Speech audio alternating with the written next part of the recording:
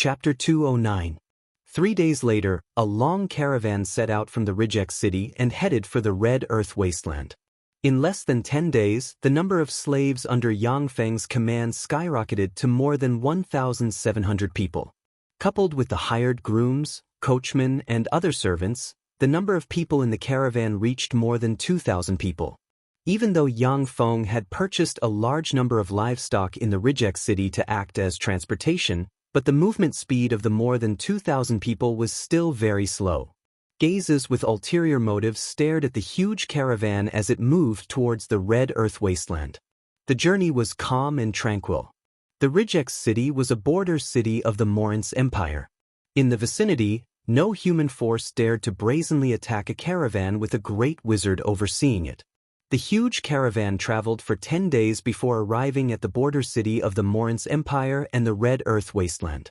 After showing their identity documents, Yang Feng and his party smoothly passed the checkpoint. Without a clear order from the Empire, the border generals of the Morin's Empire didn't dare to offend a great wizard. After leaving the border, what entered one's eyes was an incomparably spacious and intimidating wasteland. There were only a few scattered shrubs scattered all over the place, and it was covered in red soil. The Red Earth wasteland stretched as far as the eye could see, and the scenery looked extremely beautiful. However, only the inhabitants of the Red Earth wasteland knew how cruel it was. It was a dry land with little rain and almost no water source, so it couldn't produce any food. Only some scarce shrubs grew some sour berries. Even around the banks of the Rhine River, which ran through the Red Earth wasteland, not many plants could grow. It was as if this land was cursed by the gods. Clive looked at the barren Red Earth wasteland with a glint of unease in his eyes. He came to Yang Feng and asked, "Sir, where are we going to build a city? Although there is no shortage of water on the banks of the Rhine River, but there are often some ferocious merfolk who attack the surface along the banks of the Rhine River. It's very dangerous to build a city there." The Rhine River, which ran through the Red Earth wasteland, led straight to the sea. It was also the route merfolk used to attack the 4 empires in the sea. On the Feisua plain, the major races fought ceaselessly, and wars broke out frequently. Every time they recuperated, the sea race would surge out from the Rhine River and engulf the various empires. After a bitter battle, they would retreat back into the sea. It was precisely because of this that no one built a city next to the Rhine. Yang Feng said lightly, "No, let's go to the Sunset Plain and build a city." Clive said in surprise, "Sunset Plain?" The Sunset Plain was located in the center of the Red Earth wasteland. It was flat and open, yet extremely barren and devoid of resources. The only advantage it had was that it was the same distance from the 4 empires. Clive did not ask any more questions. He silently followed the convoy and continued to move forward. Yang Feng raised his head and glanced at the sky, only to see an eagle flying high in the sky overlooking the earth. Yang Feng smiled coldly, ignored the hawk, and continued to walk towards the Sunset Plain. 20 days later, a boundless and extremely flat sunset plain appeared in front of Yang Feng and company. "We've finally arrived." Everyone looked at the endless Wuxia plain and finally heaved a sigh of relief. These days, looking at the seemingly empty Red Earth wasteland shrouded the hearts of everyone in the convoy with a shadow and depression. Now that they finally arrived at their destination, they finally breathed a sigh of relief. At Yang Feng's command, the people in the convoy began to set up camp and start a fire to cook. Not long after he started the fire to cook, a cloud of dust rose from the distance. A group of about 2,000 wolf cavalry riders, each of them the size of a wild horse, galloped over with a fierce look on their faces. Wolf cavalrymen, the Beastman Empire's wolf cavalrymen. How come they're here? The wolf cavalrymen are here. When they saw the 2,000-strong wolf cavalrymen riding giant wolves, everyone present screamed in horror and fled in a sorry state. "Get into formation." Clive roared and immediately formed a formation with the 200 Imperial Guards from the Iman Principality. A battle-hardened aura gushed out from their bodies, as if they were a stabilizing force, causing many people to calm down a little. Babu picked up a great sword and bellowed, "Take up your weapons and kill those bastards." The Oxman warriors also roared and picked up 2-meter-long greatswords with blades on both sides and bellowed. The rest of the slaves either hid behind them or trembled in fear. Only about 50 human slaves picked up their weapons and stood beside Clive's party. The wolf cavalrymen of the Beastman Empire were definitely the most ferocious troops. The people sitting on the crotch of those wolf riders were their blood relatives from the same mother. Both sides were related by blood and had the same thoughts. In battle, they were ferocious and unafraid of death. Once there were over 1,000 of them, any enemy would have a headache. The last thing the troops at the border of the Morince Empire wanted was to encounter the wolf cavalrymen of the Beastman Empire in the wilderness. That was simply a nightmare. The leader of the wolf cavalrymen, Merc, the young master of the Copper Wolf tribe, licked his lips and his eyes flashed with excitement. What a flock of fat sheep! After doing this, the Copper Wolf tribe won't have to worry about supplies for at least 10 years. Clive bit his lips and stared at the wolf cavalrymen of the Beastman Empire. Clenching his greatsword with both hands, he stood at the forefront of the procession, firmly guarding in front of Yang Feng. Wizards needed the protection of warriors. This was the rule of combat on the Feisua Plain. Without the protection of warriors, a weak wizard might be shot to death by a stray arrow if he wasn't careful. Wizards didn't have the life force field that warlocks had to protect their bodies at all times. Yang Feng quietly stood aside and watched the performance of the slaves. The corners of his mouth rose slightly, and he walked towards the procession. Clive frowned slightly and said loudly, "Sir, be careful. Please retreat to the back. Before I become a corpse, I won't allow a single wolf cavalryman to attack you. I'll take care of this wolf cavalryman. Let me show you what I'm capable of." Yang Feng smiled confidently. With a flick of his wrist, more than 30 extraordinary plant vampiric demonic rattan seeds appeared in his hand. He threw the more than 30 extraordinary plant vampiric demonic rattan seeds on the ground, then silently recited an incantation and pointed at the more than 30 vampiric demonic rattan seeds. A magic radiance entered the more than 30 vampiric demonic rattan seeds. The more than 30 vampiric demonic rattan seeds suddenly squirmed, grew frantically, and turned into dozens of meters long strange demonic rattan covered with countless barbs, and madly swatted at the 2,000 wolf cavalrymen. In the wake of the strange demonic rattan, the wolf cavalrymen were smashed into minced meat. The broken corpses were madly swept by the vampiric demonic rattan and quickly drained of all their blood. Yang Feng silently recited an incantation and pointed at the vampiric demonic rattan. With a flash of green magic radiance, the vampiric demonic rattan bloomed with blood-red flowers. The blood-red flowers sprayed out slightly, and a large amount of pink mist sprayed towards the wolf riders. Sprayed by the pink mist, the wolf cavalrymen staggered and fell into a deep sleep. Yang Feng pointed again, and the vampiric demonic rattan, which had absorbed countless amounts of blood, sprayed vampiric demonic rattan seeds. Illuminated by Yang Feng's magic radiance, the seeds quickly grew into mature vampiric demonic rattan, extended their huge barbed tentacles, and mercilessly stabbed at the wolf cavalrymen. The wolf cavalrymen immediately suffered a great loss under the attack of the vampiric demonic rattan. More than 200 wolf cavalrymen were swallowed by the vampiric demonic rattan. The wolf cavalrymen, who couldn't stop in time, ran into the vampiric demonic rattan and were sucked dry. The wolf cavalryman, the commander of the wolf cavalrymen, Merc, was swatted to death by the vampiric demonic rattan in the first confrontation, and his blood was sucked dry. There was no one to command the wolf cavalrymen anymore. After more than half of the wolf cavalrymen were killed by the vampiric demonic rattan wave after wave, the wolf cavalrymen finally collapsed and frantically fled in different directions. The slaves were dumbfounded and couldn't believe their eyes. Lena's beautiful eyes flashed with a touch of extraordinary splendor and she was overwhelmed with emotions. Amazing! Is this the power of a great wizard? It's so powerful! Nancy's eyebrows creased slightly, and a touch of curiosity welled up in her heart. How come this human great wizard uses plant magic that seems to be mastered by us elves? The only difference is that the plants he uses are full of tyrannical and murderous nature, and carry a kind of evil aura. Vampiric demonic rattan was a weapon of massacre cultivated by the dark elves of the Tyrannid subcontinent, and it was extremely powerful and evil. On the Feisua plain, however, it was the first time that it had revealed its ferocious fangs. Pursue and attack.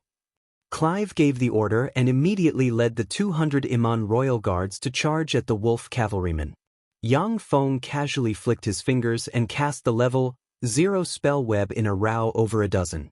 Spiderweb-like large white webs appeared out of thin air, fell on the wolf cavalrymen, and stuck them to the webs as if they were bugs. Clive led his men in a charge and captured the dozen wolf cavalrymen. There were no good military horses in the Reject City, and ordinary horses couldn't catch up to the wolf cavalrymen. Clive could only keep the dozen wolf cavalrymen at bay. Yang Feng pointed at the vampiric demonic rattans.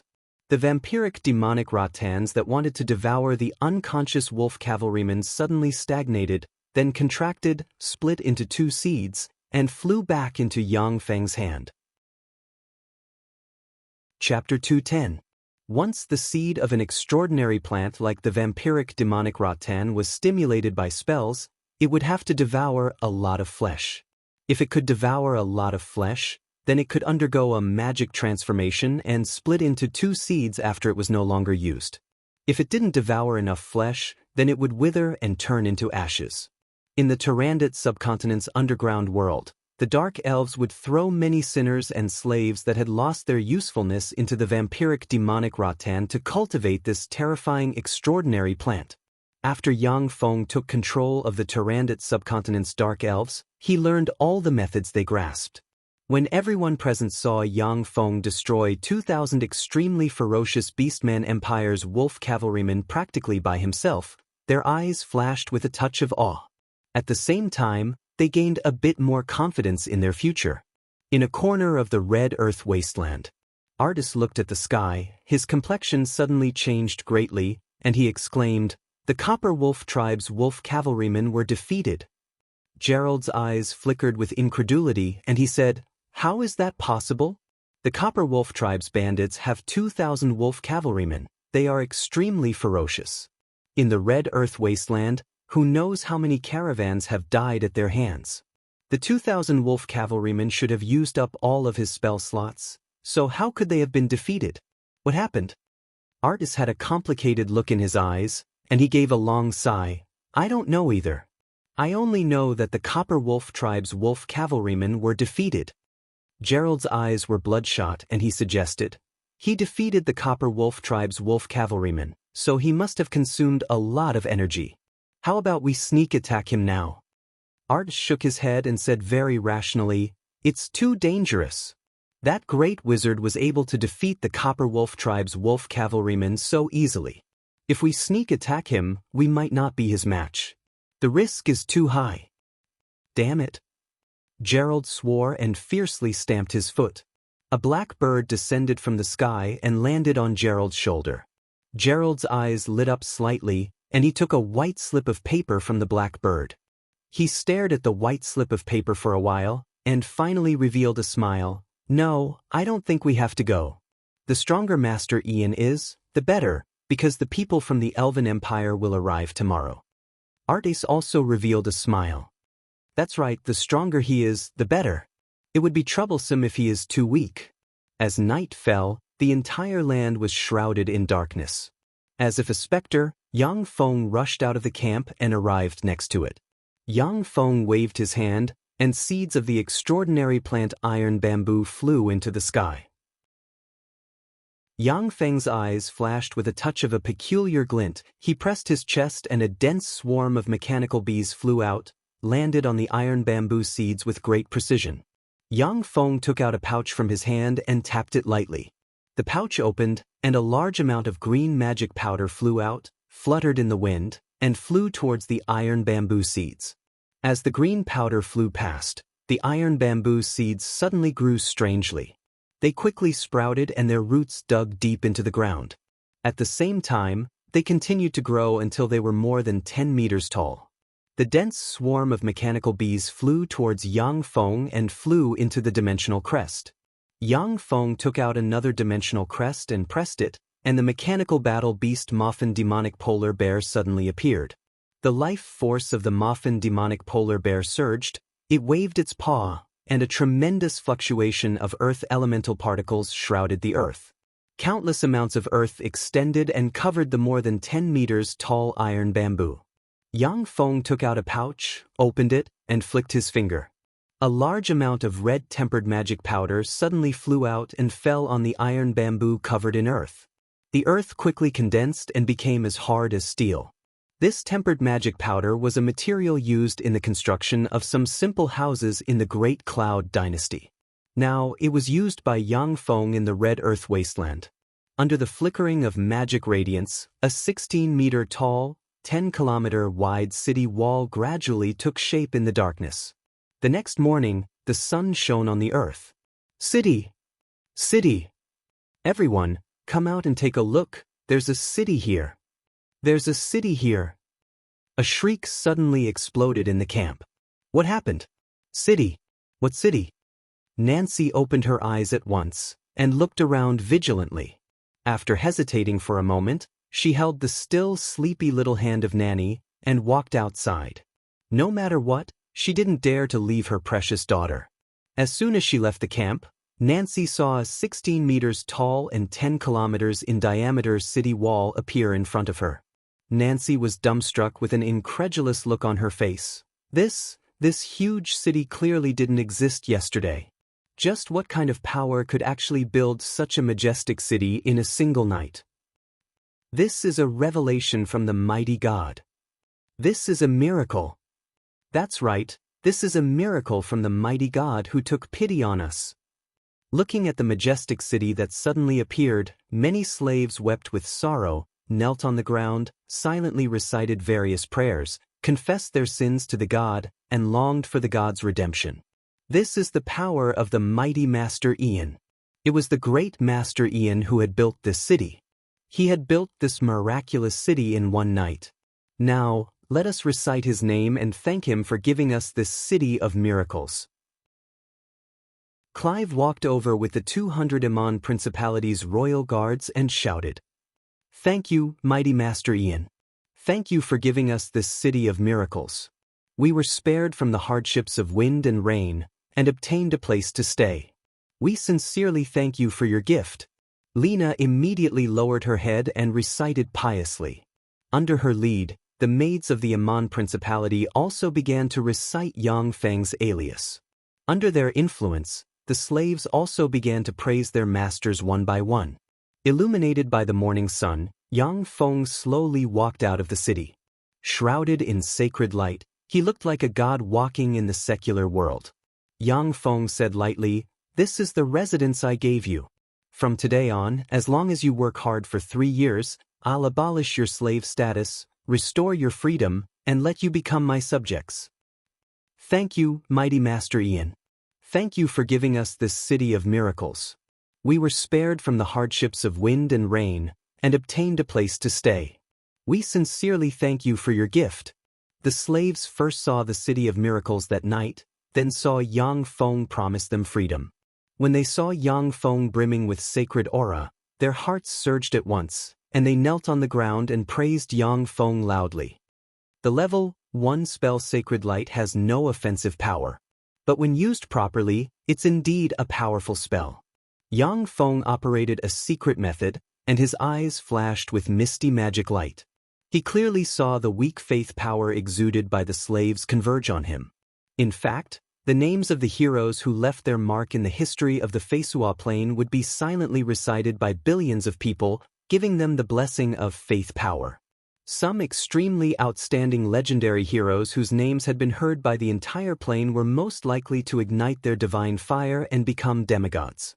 However, on the Feisua plane, the method to become a god was concealed by the gods, and was not disseminated to the secular world. Unless a demigod had heaven-defying luck, it was possible to find the godhead of a fallen god, absorb it, and directly promote to a god. The faith power exuded by the slaves was negligible when it came to becoming a god.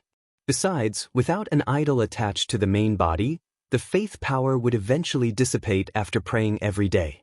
A mature church with countless pious believers and an endless stream of faith power was the foundation of a god. Yang Feng turned around and slowly walked towards the city he named the City of Miracles. Everyone in the huge convoy began to pack their luggage and slowly entered the City of Miracles. The City of Miracles had city walls, but inside, it was flat and barren, without any buildings. The slaves began to build some simple buildings. Everyone worked in full swing, their hearts brimming with hope. In the Red Earth wasteland, where there were no building materials, such a city appeared overnight, which was simply a miracle. Yang Feng's promise was a huge temptation for the slaves. On the Feisua plain, slaves were the property of their masters. The descendants of slaves were also slaves and the property of their masters. Their masters could dispose of them at will. Even if their masters killed their slaves, they wouldn't be condemned and wouldn't violate any laws. No master would easily give up the shackles of his slaves and give them freedom. Now that Yang Feng promised them the status of subjects after 2 years of work, it was natural for them to be very excited and motivated. Standing on top of the city wall, Yang Feng looked at his people down below, and the corners of his mouth rose slightly. On the Tyrannid subcontinent, Yang Feng basically left everything to the robots to manage, while he cultivated behind closed doors and improved his strength. Now that he personally managed the slaves, it was a different kind of fun. Chapter 211. It seems that guests have come. Yang Feng's heart suddenly stirred slightly, and he turned to look into the distance. In the distance, red dust was rising, and a team of armed elven warriors riding black demonic wildebeests galloped over. The elven warriors clearly didn't expect that there would be a city like the Miracle City in the Red Earth wasteland. They pulled the reins and stopped a stone's throw away from the Miracle City. Yang Feng raised his voice. "Elves, I am the master of the Miracle City, Master Wizard Ian. May I ask why you have come?" "So it's you, you villain. Return our clansmen Nancy and Nanny, or else I'll shoot you." A beautiful elven girl with a curvaceous waist, a fiery and sensual figure, far sexier and more beautiful than that of ordinary elves, a golden ponytail, a delicate and beautiful face, a mixture of beauty and innocence, sexiness and unruliness, resembling a charming little goddess, spurred her horse out of the crowd, took out the elven bow on her back, shouted delicately, and shot an arrow at Yang Feng. The green arrow suddenly flew out, crossed a distance of 200 meters, and with a touch of a strong wind, brushed past a centimeter of Yang Feng's face. The terrifying force of the arrow brushed past Yang Feng's face, making it slightly red. Without blinking, Yang Feng creased his eyebrows slightly and said faintly, "I heard that elves are an elegant and reasonable race. Is the rumor wrong? Are elves a race that can't communicate?" The elves originally wanted to see Yang Feng cut a sorry figure as he dodged the arrow, but when they saw that Yang Feng didn't even crease his eyebrows, their hearts stirred slightly and they secretly praised him. The extremely beautiful elven leader with long blue hair and a delicate appearance brimming with the aura of a mature woman spurred her horse forward and said faintly, "I am Belinda, the leader of this elven troop. Of course, we elves are not a race that can't communicate. However, it is hard for us to suppress the desire to kill those who harm our compatriots. Master Magician Ian, we've received intelligence that it was you who bought our clansmen, Nancy and Nanny, from the slave market. Please hand them over." After hearing Belinda's words, the elves fiercely glared at Yang Feng. Those human nobles were proud to own a beautiful pure-blooded elf slave. Pure-blooded elves had a lifespan of more than 1,000 years. In other words, the suffering of the female elven slaves was almost endless. Many of the female elves ended up in a miserable state. What the elves of the Elven Empire hated the most were human slave hunters and human slave owners. "No problem." Yang Feng smiled slightly and said faintly, "I wanted to return them to you. Since you're here, then I'll let them go with you." Belinda was somewhat surprised and gave Yang Feng a deep look. When she saw the miracle city that strangely appeared in the Red Earth wasteland, Belinda was ready to retreat if worse came to worst. The 300 elven warriors were not prepared to attack the city at all. Attacking a city guarded by a great magician was simply courting death. She never thought that Yang Feng would so easily return Nancy and Nanny to them. The elves below also looked at each other, not daring to believe their ears. Not long after, the gates of Miracle City opened. Holding Nanny's little hand, Nancy walked towards her compatriots. "Aunt Nancy, younger sister Nanny, are you okay? Did that man bully you? If he bullied you, I'll shoot him dead." Beside Belinda, a charming elven girl with a fiery and sexy figure and a gorgeous appearance galloped her horse to the side of Nancy and Nanny and asked loudly. Nancy replied in a loud voice, "No, Karina. Master Ian bought us from those wicked slave merchants out of kindness. He has been very good to us these days." After hearing Nancy's words, the elves heaved a sigh of relief and looked at Yang Feng with eased gazes. Belinda stepped forward and bowed slightly to Yang Feng, saying, "Master Ian, I'm very sorry. Our information was wrong this time. I apologize for our rashness. Finally, I sincerely thank you for saving our compatriots. We will repay you 3 times the amount of gold coins you spent."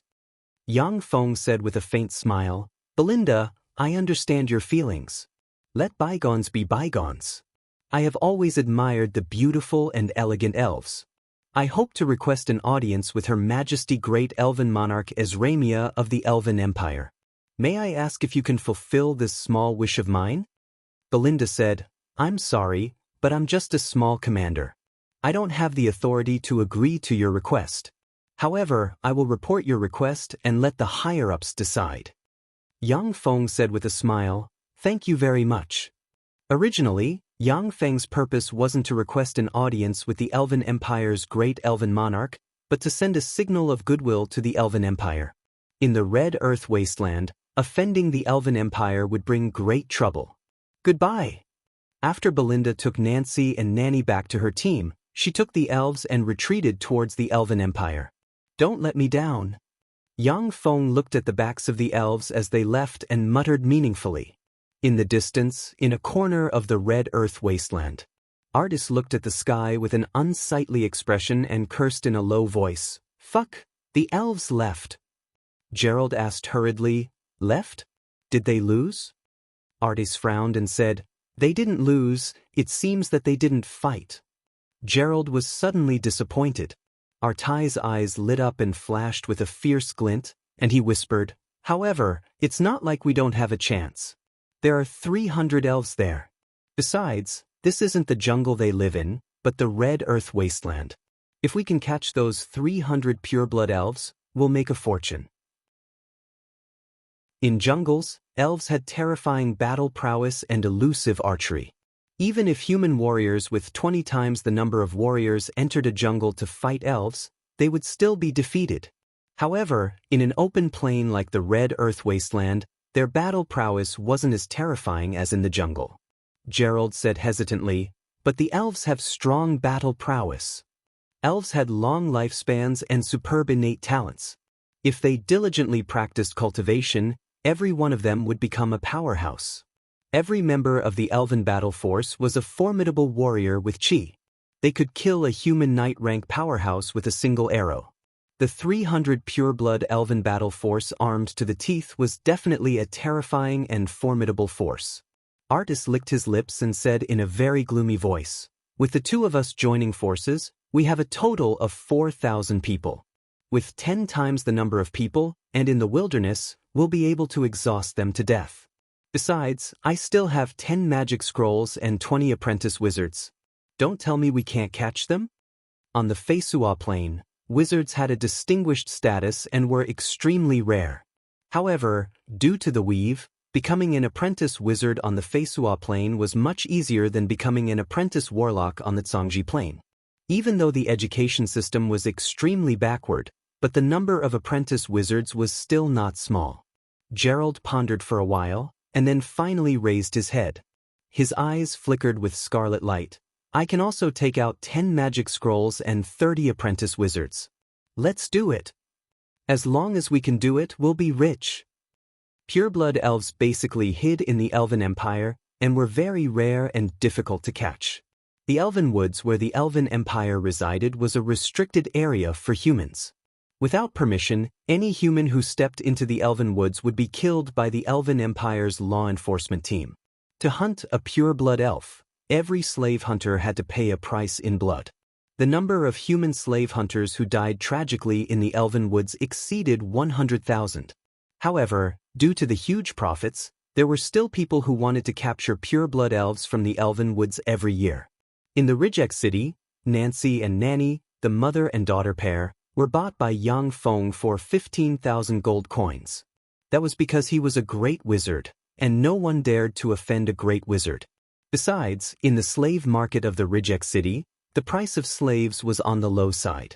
Otherwise, it would be impossible to buy a pair of mother and daughter pureblood elves for 15,000 gold coins. In the imperial capital of the Morin's Empire, where first-rate aristocratic families and top tycoons gathered, Nancy and Nanny, the pair of mother and daughter pureblood elves, could definitely be auctioned for hundreds of thousands of gold coins. It wouldn't be strange to even sell them for 1 million gold coins.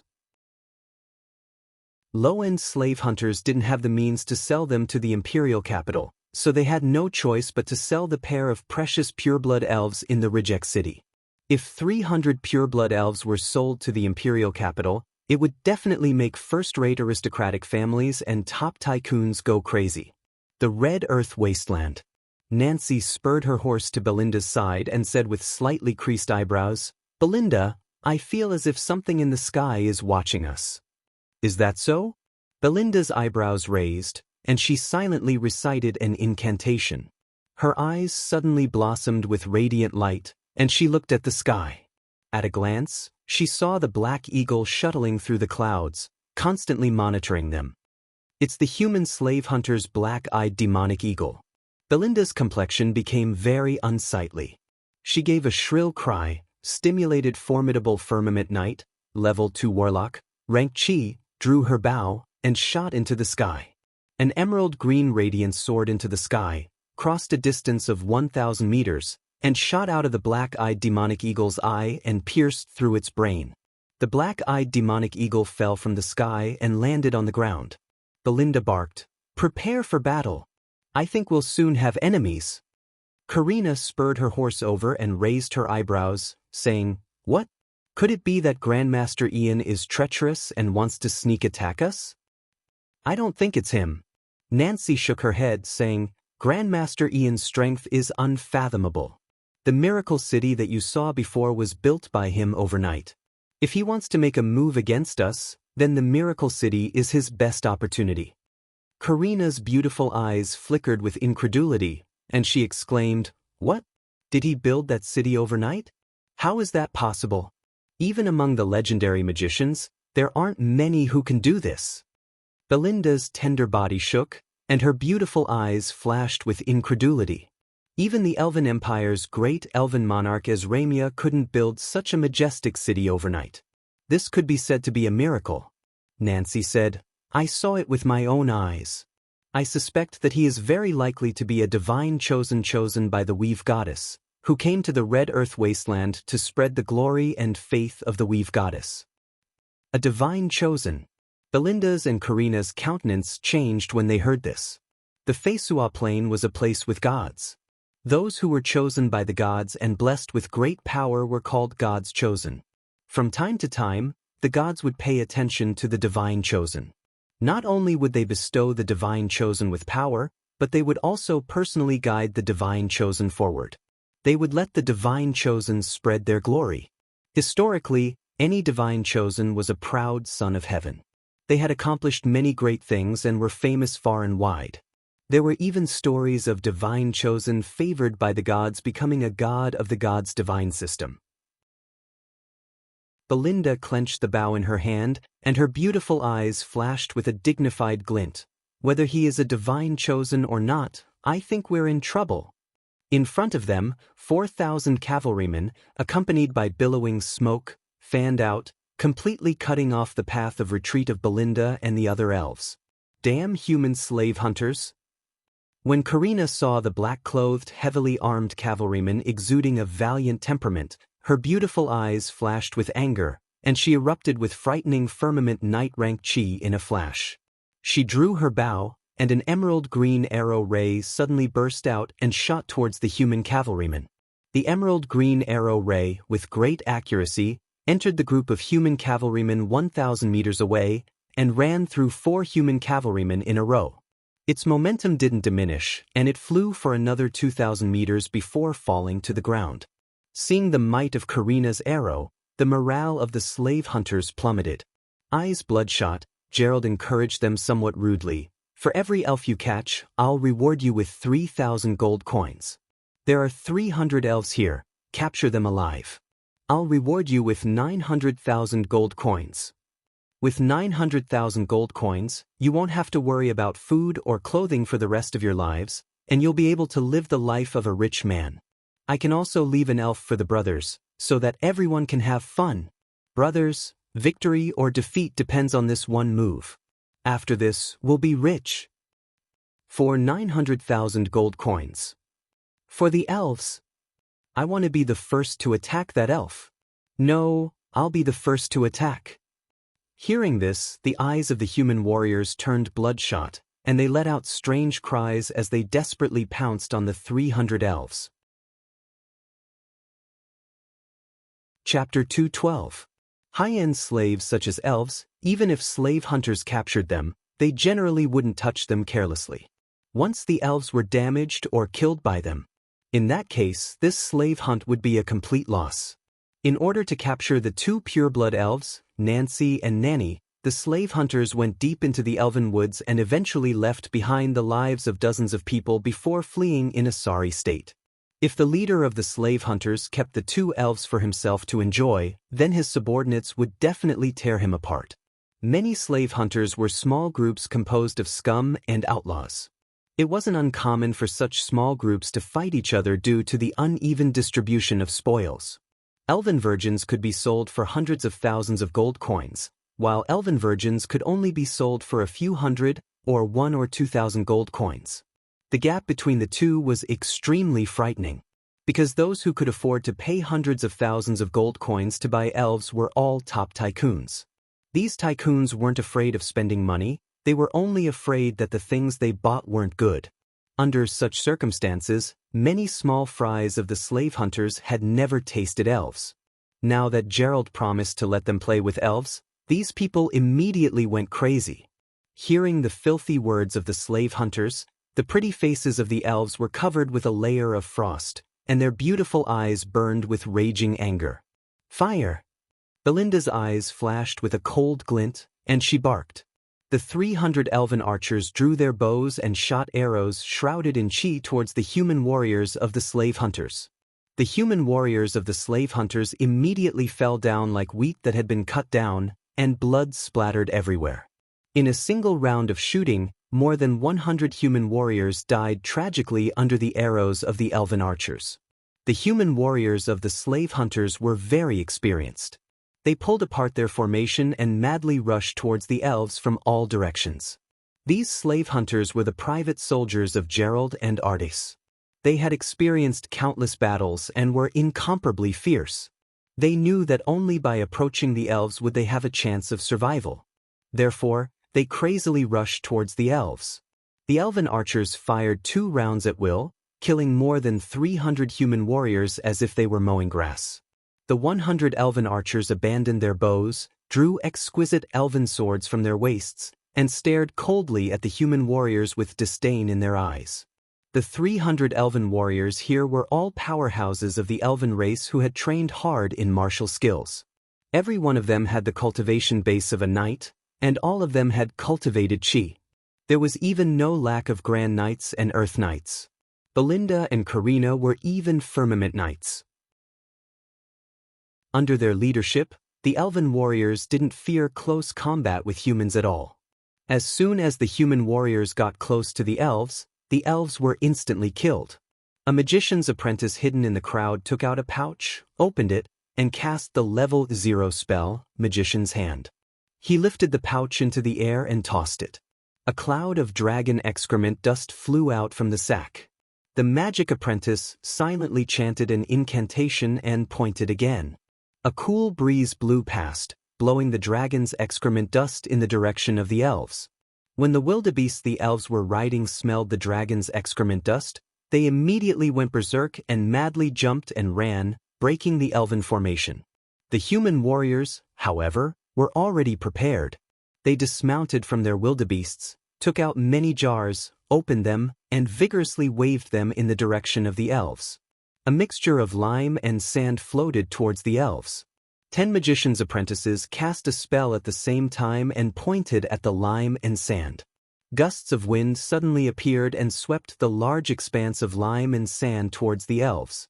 Caught off guard, the elves were swept by the lime and sand and couldn't open their eyes, let alone attack the enemy. The human warriors took this opportunity to take out large nets and tossed them at the elves, trapping them in the nets. The nets were specially made props. Once the elves were caught in the nets, the more they struggled, the tighter they would be bound by the nets. Not bad. Humans are really the best at using props and defeating the strong. A low voice echoed in the clouds. Despicable. You despicable humans.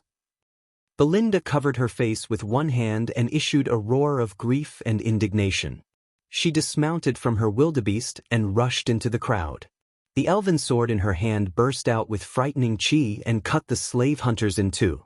Firmament knights were virtually invincible among the slave hunters. Wherever Belinda passed, no one could block her sword. In just a dozen breaths of time, more than 20 human warriors died tragically under her sword. The slave hunters didn't dare to fight Belinda head-on. They kept throwing nets, lime, and sand at Belinda. Belinda urged her chi, and the elven sword in her hand blossomed with green light. Wherever the chi passed, the specially made nets would be cut in two. Stop! The female elf over there. If you don't stop, I'm going to kill her. A voice came from the side. When Belinda turned around, she saw that Karina had been twisted into a ball by the fishing net, struggling in agony. There was a sword pressed against Karina's neck. The owner of the sword, Artis, sneered at Belinda. Although Karina had the cultivation base of a firmament knight, but she lacked actual combat experience. After being blinded by the lime and sand, he was directly trapped by the fishing net. Before he could display his powerful abilities, he had already been captured alive by the slave hunters. Artai's eyes flashed with excitement and he said loudly, "This female elf has blonde hair. She should be a member of the Sun Elves, the royal family of your elven empire. Besides, she is so beautiful, she should be a member of the Crossdale family, known for their divine beauty. She might even be a divine descendant with divine bloodline. Ha, if you don't stop resisting, I'll kill her." The elven empire was divided into different kinds of elves, such as grass elves, forest elves, earth elves, fire elves, water elves, gold elves, wood elves, and so on. Among them, the royal family of elves were sun elves and moonlight elves. Sun elves had dazzling, pure, and golden hair. The moonlight elves had beautiful, elegant, and mysterious silver hair. Among the elves, the men were handsome and the women were beautiful. However, among the elves, the two races most favored by the elven primary god Mophisareja were the sun elves and the moonlight elves. Among the sun elves, the Crossdale family and the moonlight elves, the Ramonfin family, were known for their divine beauty. The women of the two families were basically peerless beauties. Once, when a female elf of the Crossdale family walked the continent, the emperors of the Morance Empire and the Titan Empire fell in love with her at the same time. For her sake, a 100-year war broke out that swept the entire continent. Finally, a god of the Xalia divine system personally went to the elven primary god Mophisareja to ask for this peerless elven beauty. Finally, at the cost of betraying his own divine system, he joined the elven divine system and married the peerless beauty of the Crossdale family. The betrayal of the Xalia divine system also caused tension between the elven divine system and the Xalia divine system. Only after more than 100 years did the tension and antagonism between them disappear. After this incident, the peerless beauty of the Crossdale family became famous all over the world.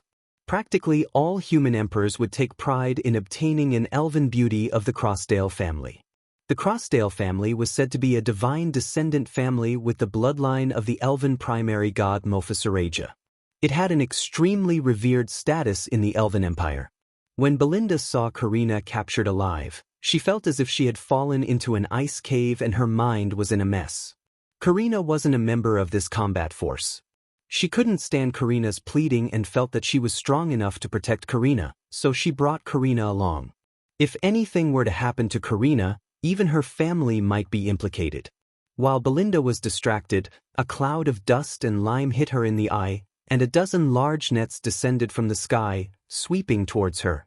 Belinda was startled, but she didn't panic. She stimulated her formidable chi, strengthened her hearing, and prepared to slash the nets apart. Hypnosis. An apprentice wizard tore a level 1 magic scroll and pointed at Belinda.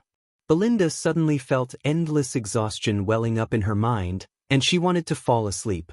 However, the heavenly knight rank chi strengthened her body, so she didn't fall asleep immediately. She bit her lips, and drops of blood dripped from her mouth. She stimulated her chi and forcibly woke up. Hypnosis. Another apprentice wizard tore a magic scroll and pointed at Belinda. Belinda once again felt endless exhaustion welling up in her mind. She bit her lips again, and suddenly felt her body become slightly heavy. Nets had fallen on her. More than 30 slave hunters swarmed over, rolled up the nets, and firmly tied Belinda up. More and more slave hunters rushed forward and threw out fishing nets, tightly trapping Belinda. After Belinda was humiliated and captured alive, the 300 elves were also captured by the slave hunters. The slave hunters beamed with joy as their lustful gazes swept across the bodies of the elves, revealing traces of lustful smiles. In this battle, nearly 1,000 slave hunters were killed or injured by the 300 elves. But capturing the 300 elves alive was a huge profit for the slave hunters. Chapter 213. Gerald looked at the humiliated and bound 300 elves and burst into laughter. Ha! 300 elves? We've made a fortune this time. These elves are really idiots. They think that they're stronger than us, so they dare to fight us. They're really stupid. If they had escaped at the beginning, then we wouldn't have been able to do anything to them. Gerald didn't care about the 1,000 casualties of the slave hunters. With their family strength, as long as they had enough money, they could recruit as many elves as they wanted. Artace also revealed a proud smile. The weakness of elves is that they're too arrogant. They think that they're stronger than us, so they don't care about us humans. If they didn't think that they were stronger than us, how could they have stayed and fought us? These two elven chicks have firmament knight rank cultivation bases. Presumably, they don't care about small fries like us who aren't even knights. But now, they've been captured by us. This is the power of human wisdom. They didn't think that since we dared to capture them, we naturally had our own trump cards. This elven leader is really a big-breasted good-for-nothing. Artace ridiculed, and then said as if he had suddenly realized something, "No, this elven leader isn't a big-breasted good-for-nothing. This chick from the Crossdale family, who's known for her divine beauty, is the real big-breasted good-for-nothing. She didn't even have time to display her abilities before we captured her alive. She caused the other elven leader to become distracted and was easily captured by us." When she heard that, Belinda's tender body trembled slightly, and her heart was filled with remorse. As Artace said, if Belinda had fled in the direction of Yang Feng's Miracle City, then the slave hunters wouldn't have stood a chance. She was confident in her strength, which was why she dared to fight the slave hunters head-on. But she never expected that the human slave hunters would be so cunning and targeted. If it was in the Elven Woods, the 300 elven archers could kite the 4,000 slave hunters and cause them to collapse with no more than 10 casualties. In the Elven Woods, Belinda had hunted an unknown number of human experts, and even Sky Knight rank experts had died to her arrows. But she was defeated by Artace and Gerald, two people who couldn't even be considered knights, causing her to be filled with regret. Karina's delicate body trembled, and tears of humiliation and regret flowed out of her eyes. It was because she had been caught the moment they met that Belinda's mind had wavered and she had been captured alive. Otherwise, given Belinda's battle strength as a heavenly knight, she could definitely kill her way out of the crowd and escape alone. Gerald arrived in front of Karina, squatted down, lifted her chin, and commented excitedly, Is this the chick of the Crossdale family who is known to have divine beauty? Sure enough, her skin was soft and supple. Her waist was slim and her bottom was perky. She was extremely enchanting. The elven beauties of the Crossdale family were peerless beauties that could even tempt the emperors of the major empires. Gerald naturally wanted to take a closer look at Karina's face. Suddenly, a sword pierced through Gerald's chest and drops of blood flowed down the tip of the sword and fell to the ground. Gerald clutched his chest and coughed out a large mouthful of blood. He stared at Artis with a horrified expression and tremblingly said, "Why?" "It's actually the rare possessor of the right heart." Artis slightly frowned, and then said with a smile, "Gerald, don't you think that there are so many elves and 2 people are too few? So, please go to hell." Artis pulled out his sword and a large amount of blood sprayed out of Gerald's chest and sprinkled on the ground. Then, he waved his sword and resolutely beheaded Gerald. At the same time, he sternly shouted, "Attack!" Artai's private soldiers were already mentally prepared. They suddenly launched an attack and slashed at their comrades who were fighting side by side with them. Caught off guard, more than half of Gerald's private soldiers were beheaded. The remaining private soldiers knew that they had no chance of survival, so they clenched their teeth and frantically fought with Artai's private soldiers. The magic apprentice on Gerald's side was immediately ambushed by Artai's private army and was instantly killed in an instant. Artai's private soldiers had the help of the magic apprentices. They frantically beheaded Gerald's private soldiers and their advantage was like a rolling snowball. Some of Gerald's private soldiers who wanted to escape were also stopped by the magic of the magic apprentices. One of Gerald's private soldiers mournfully screamed, "Artis, you dared to kill our Earl Abet's only son. He will never let you off. You and your family will all be killed by our Earl Abet. You don't have to worry about this. I will offer this godly beauty of the Crossdale family's elf to His Majesty. His Majesty will definitely bestow me with a hereditary title of Earl or above. In addition to these 300 elven beauties, I can weave a powerful network in the imperial capital. I think Earl Abet wouldn't dare to act rashly in the imperial capital. So long as I have a few years, Earl Abet will be nothing. Finally, thank you for becoming my stepping stone and helping me take a solid step towards the pinnacle of power. You no longer have any value, so you can all die now." Artis faintly smiled at Gerald's private soldiers. With the last mournful screams, Gerald's private soldiers were completely beheaded. When Artis saw his private army completely annihilating Gerald's private army, a smile hung on his face as he clapped his hands and said, "All right. My dearest subordinates, apart from these 2 elves, you can choose 10 of the remaining elves as your reward." Of course, respected magic apprentices, each of you can also choose 1 elf. Artai's private soldiers, whose eyes had turned red from killing, burst into cheers. 10 elves, that was more than 10 times better than the one promised by Gerald. The eyes of the apprentice wizards who followed Artis shone. They wantonly sized up the elves and revealed looks of greed.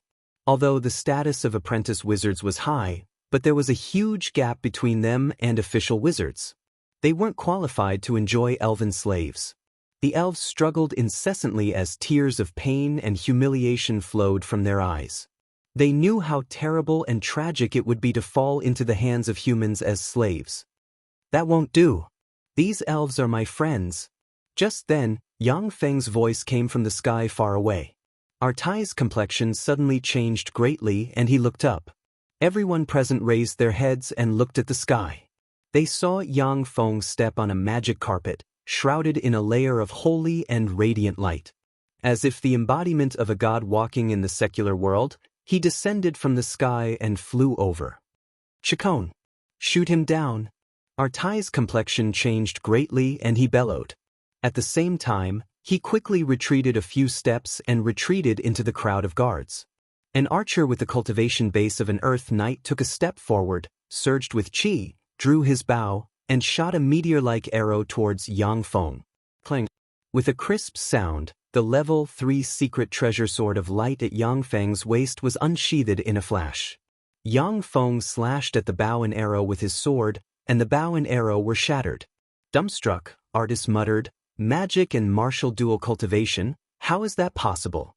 Aren't only divine descendants or demigod rank experts capable of magic and martial dual cultivation? He's just a great wizard and a human. How could he possibly practice magic and martial dual cultivation? The elves on the ground were also dumbstruck, unable to believe their eyes.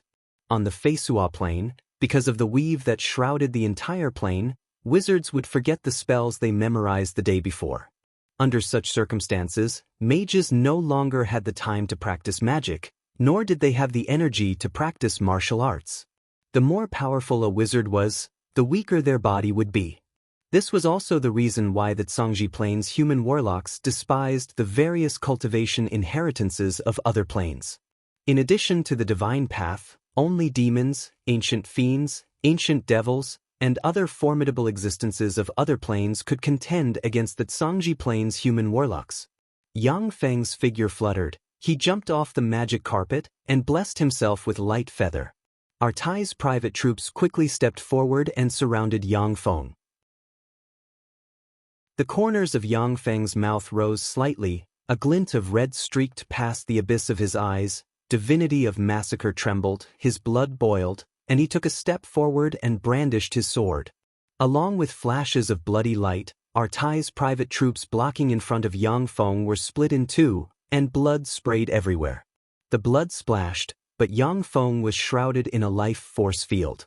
As soon as the blood touched the life force field, it was bounced away. Once the sword was unsheathed, it was invincible. No one could block Yang Feng's sword edge. On the ground, Karina and Belinda watched Yang Feng walk among the crowd, and they were deeply attracted, unable to tear their eyes away from him. In the crowd, Yang Feng seemed to have turned massacre into an art, exuding a dangerous and bewitching charm. This was the combination of the divine energy of massacre and black dragon blood meridians, coupled with Yang Feng's continuous maturation and transformation, exuding a bewitching charm. Yang Feng's blood boiled, yet he fought very calmly. Every time he brandished his sword, his understanding of swordsmanship deepened, and his divine energy of massacre strengthened by a trace. Chapter 214. No matter how many times Yang Feng trained in the virtual reality battle cabin, the sense of danger and urgency was far inferior to that of actual combat. After all, in the virtual reality battle cabin, Yang Feng knew that no matter how many times he failed, he could always try again. But on the battlefield, as long as he was slightly distracted, he would end up like Belinda. Artai's private troops repeated the same trick. They kept throwing gravel and lime at Yang Feng. At the same time, they threw fishing nets at him. When the gravel and lime came into contact with Yang Feng's life force field, they were jolted away. The special fishing nets were still vulnerable in front of the level 3 secret treasure sword of light. Web. Arcane projectiles. Hypnosis. The apprentice wizards clenched their teeth and cast level 0 spells one after another, blasting at Yang Feng. When the offensive level 0 spells slammed into Yang Feng's life force field, they immediately collapsed. The spider webs that appeared out of thin air were also minced by Yang Feng's sword. After the level 1 spell hypnosis passed through Yang Feng's life force field, its might was reduced, and then it was dispelled by the divine radiance shrouding him. Amidst a copious amount of blood, Yang Feng suddenly appeared in front of Artis. Without hesitation, Artis threw the sword in his hand aside, knelt on the ground, looked up at Yang Feng and begged, "Master Ian, I have something to say. I'm willing to have all my subordinates lay down their weapons and surrender to you. Please listen to me. Please set up a soundproof spell, and then listen to me. If you still want to kill me after listening to me, then it won't be too late to do so." Yang Feng smiled faintly and silently recited an incantation. A strange fluctuation of magic shrouded him and Artis, completely cutting off their conversation. Artis said methodically, "Master Ian, I think that you're a hero who wants to make a name for yourself in the Red Earth Wasteland. In the future, you're bound to leave your name in the history books. You're a mighty being of light, but there's also a shadow of darkness in the light. I hope to rely on you, serve you, become your shadow in the darkness, and help you deal with things that are very inconvenient for you to deal with. I will assist you and let your light shine in all directions. I'm a baron of a small family of the Morance Empire. I've been operating in the Rijek city for many years and have no small influence. I have over 1,000 private troops capable of fighting and killing. If I had the money, I could recruit a few thousand more private soldiers. You've subdued me, so all of this power belongs to you. I can be your ears, I can also be your dagger. As long as you spare my life, you will be rewarded with a loyal dog that walks in the dark. I know it is difficult for you to believe in my loyalty. However, magicians have countless tricks up their sleeves. They should be able to find a way to control me. I'm willing to let you control me, please spare my worthless life.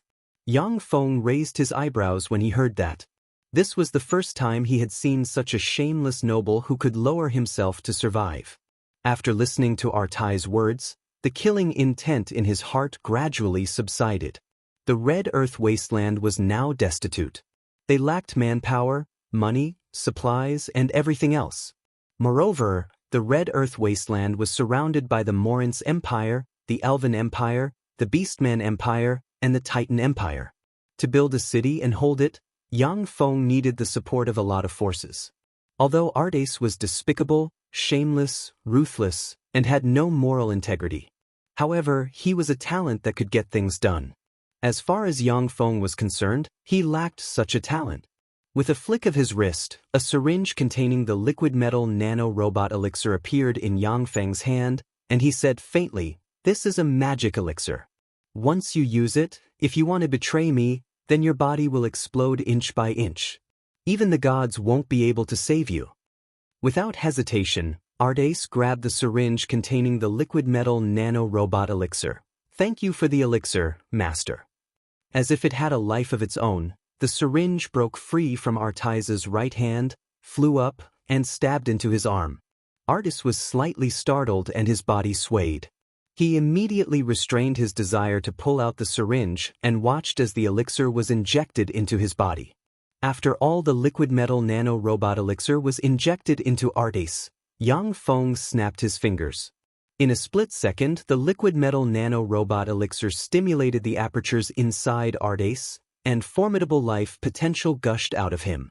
An incomparably powerful chi suddenly erupted from Artai's body, promoting him to an official knight. With an excited expression, Artace flattered, "Thank you very much, Master, for bestowing me with such formidable power.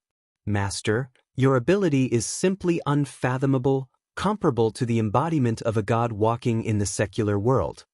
Yang Feng gave Artace a meaningful look. From the feedback from the liquid metal nano-robot elixir, Artace wasn't as excited as he appeared to be. Artace's strength lay not in his cultivation base, but in his aristocratic identity, cunning mind, and tremendous power. Under his schemes, Gerald and Belinda were either killed or captured by him. If he hadn't misjudged Yang Feng's strength, he wouldn't have suffered such a crushing defeat. Artace felt a slight shiver in his heart after being given a meaningful look by Yang Feng, yet he still had an excited expression on his face, looking like a loyal dog. Yang Feng said faintly, "A new city requires a lot of supplies. I need people, weapons, food, and water. Send half of your men to the Rhine River to transport water for me. The rest are to help me get the supplies I want.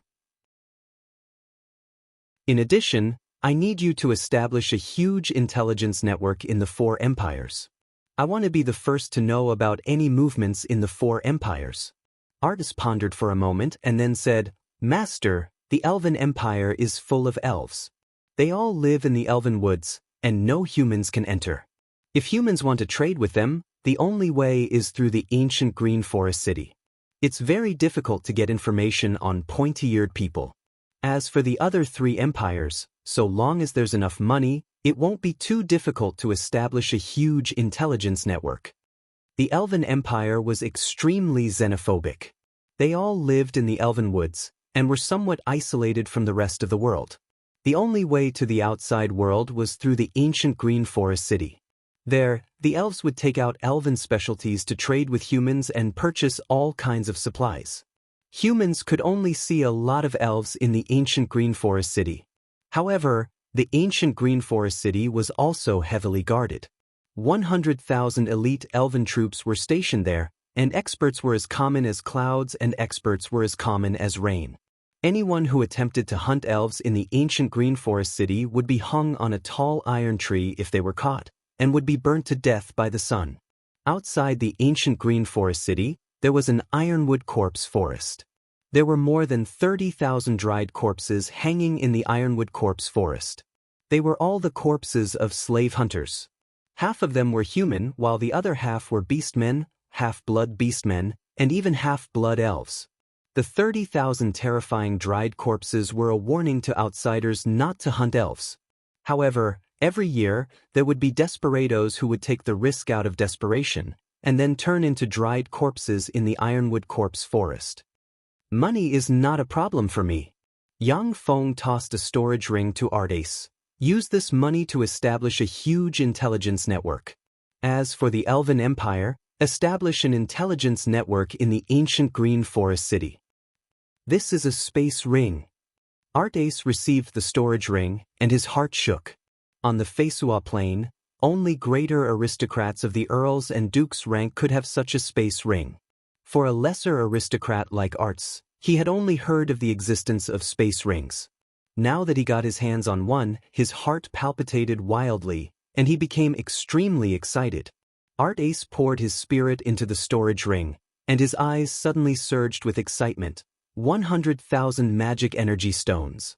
What a big sum! As expected of a great wizard. No, even among great wizards, there are few who can compare to him in terms of wealth. It seems that I've taken refuge in the right person this time. On the Feisua plane, 100,000 magic energy stones could easily be exchanged for more than 80 million gold coins.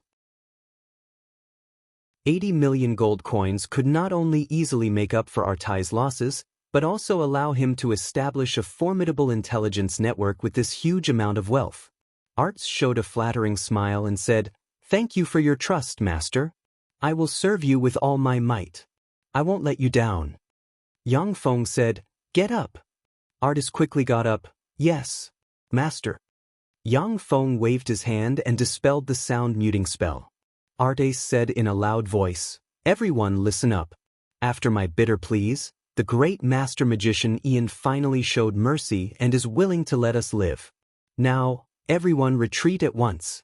I, Arts, will compensate you for your losses." Artai's private troops secretly heaved sighs of relief. They looked at the beautiful elves with some unwillingness, but in the end, they didn't dare to disobey Artai's orders, and left with him. Yang Feng had killed so many of them that they were afraid. Nearly 200 people died to Yang Feng's sword, yet he wasn't tainted by even a speck of dust. Such an expert made them despair. In this place, only Yang Feng and the 300 tightly bound beautiful elves were left. The atmosphere became a little strange. Belinda looked at Yang Feng, and her beautiful eyes flashed with vigilance and apprehension.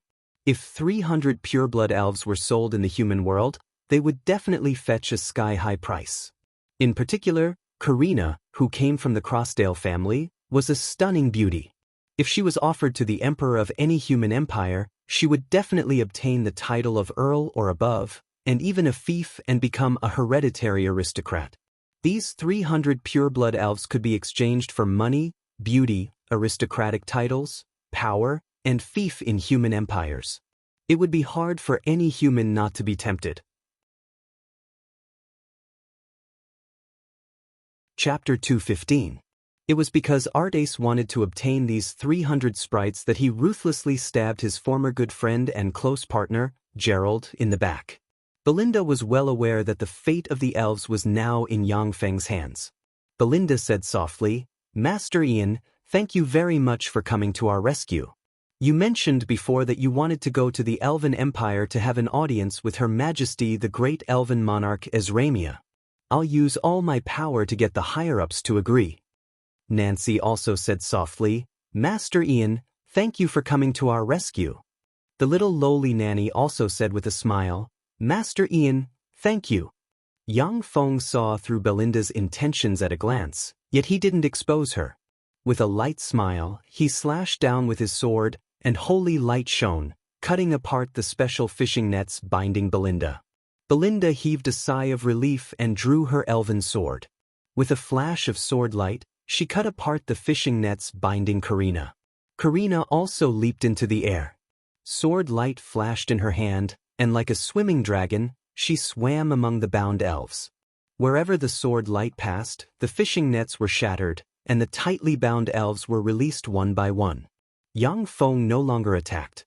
He sheathed the sword of light in his hand, took a few steps back, and stood still.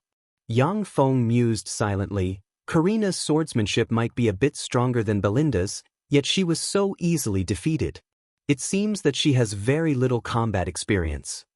In terms of swordsmanship alone, Karina, who was a sun elf and had received guidance from countless experts, was far stronger than Belinda.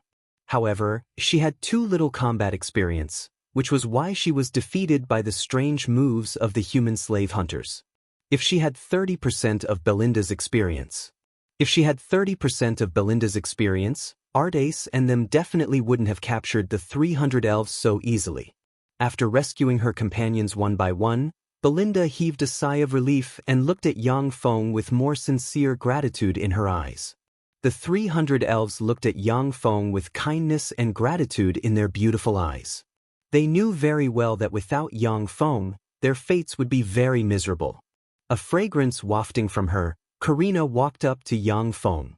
Her beautiful eyes, which seemed to be able to suck in a person's soul, revealed a smile, and she thanked him. "Ian, you are a good person.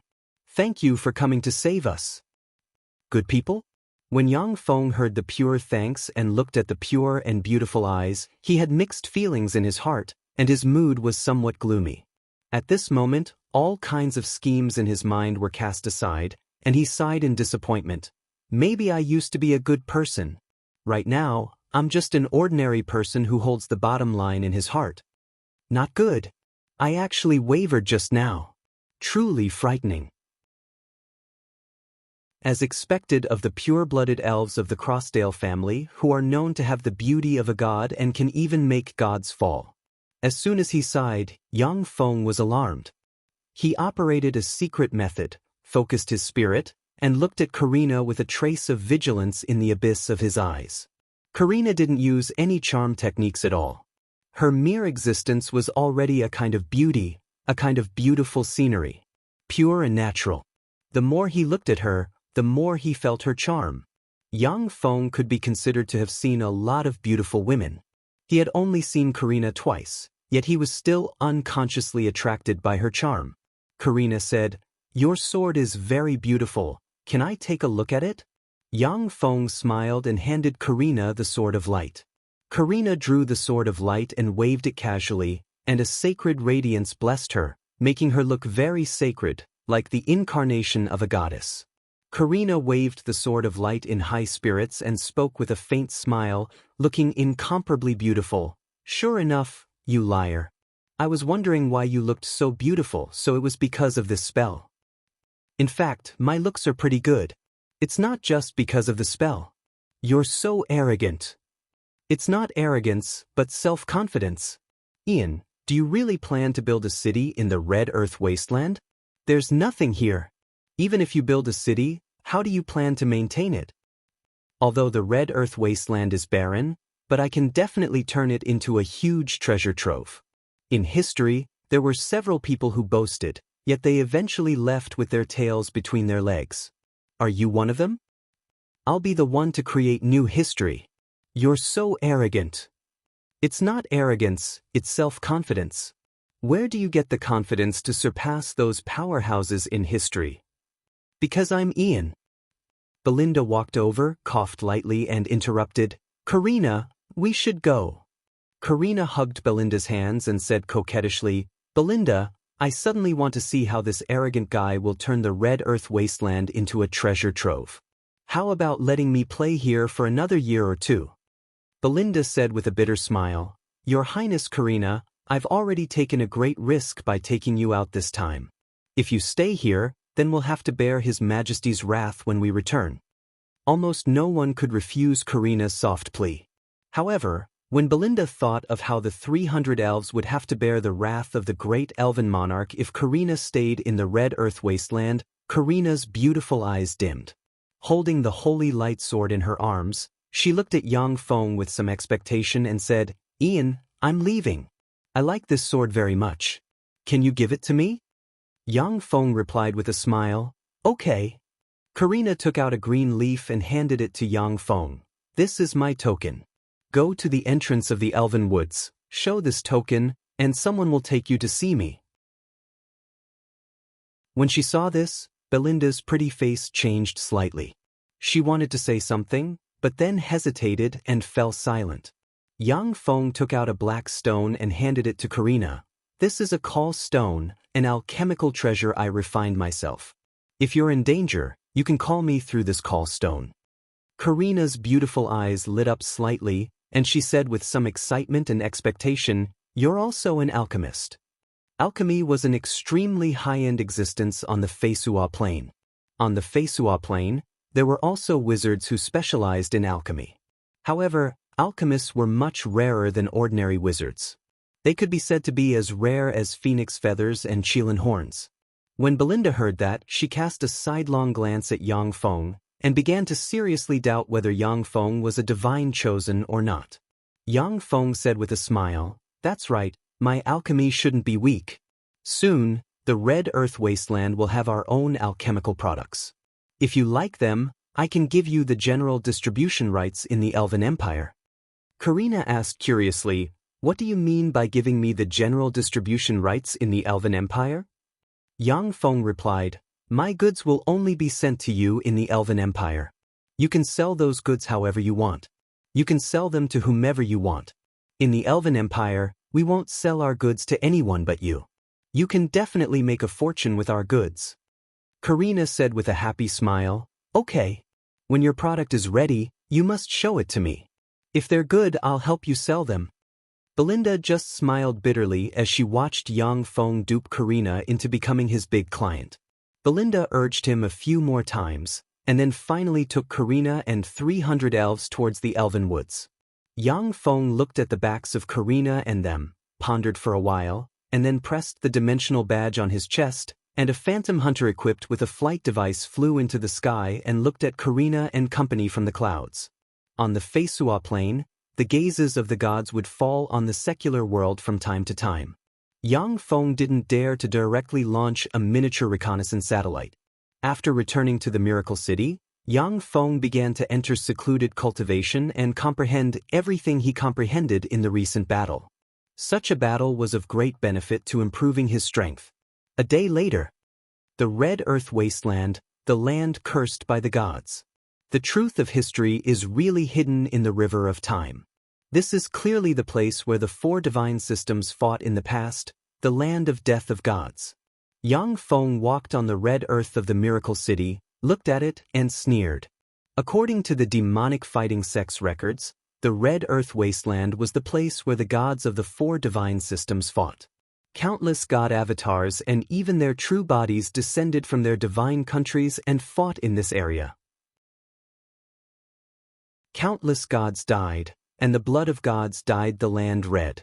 Gods could be said to be of a higher rank than human warlocks.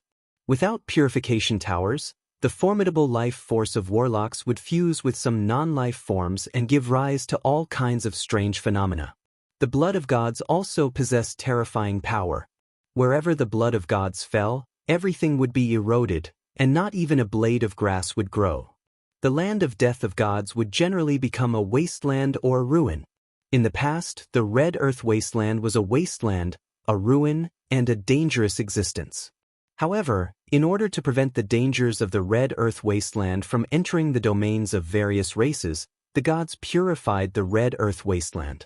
Then, with the passage of time, it became the current Red Earth Wasteland. The reason why the Red Earth Wasteland couldn't grow any food was because the land still contained traces of the power of God's blood. Ordinary plants couldn't grow under the power of God's blood. Yang Feng's eyes flashed with a scorching glint. For others, this is a wasteland, but for me, it's a treasure trove. Welcome to Legends of Cultivation, audiobooks, where we bring ancient fantasy to life through storytelling. Follow the rise of heroes who defy fate, unlock mystical powers, and battle across celestial realms. Our audiobooks are crafted for fans of Chinese cultivation novels, filled with battles, breakthroughs, and legendary artifacts. Subscribe and be part of an unforgettable journey into the realm of immortality.